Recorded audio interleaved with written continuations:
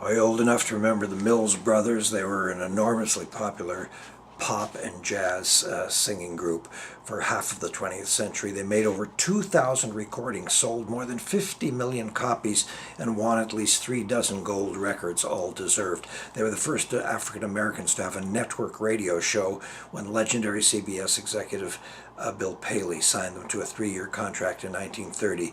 It would take pages to list all their hit songs, but here's a few. Paper Doll, Bye Bye Blackbird, Pack Up All My Cares, so you're nobody till somebody loves you, and Standing on the Corner.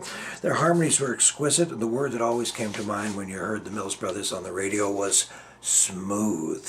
I met these musical legends in 1965. I was driving a yellow taxi in Vancouver, and I can't remember where or when they got into the cab, but I do recall vividly that they were staying at the Ritz Hotel, which used to be on Georgia, and instead of pulling up on Georgia, which was a busy street, I came to the back entrance at Alberni Street, and I recognized them at once, and I was thrilled to have them in the cab. Before they could escape, I turned and told them what an honor it was to meet them.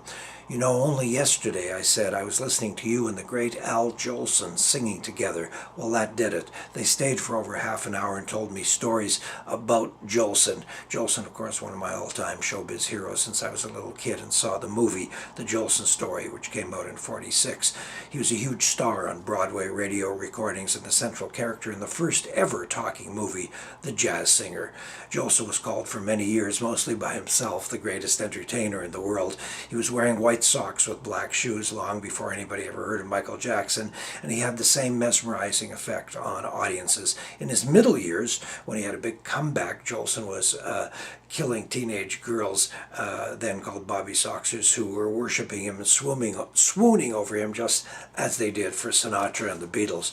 When I told the three famous men, the Mills Brothers, sitting in the back seat of my car, that I'd been listening to them singing with Jolson, a floodgate opened. They sat in my car for ages and talked about their relationship with him. Couldn't sing a note, they said, always off pitch, but he really was the world's greatest entertainer. He was amazing. He just had this presence and magic about him, they said.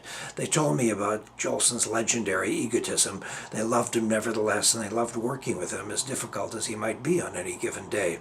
I was a showbiz-struck boy in my early 20s. When they parted and waved warm goodbyes, I was struck dumb with wonder. Oh, to meet the Mills Brothers.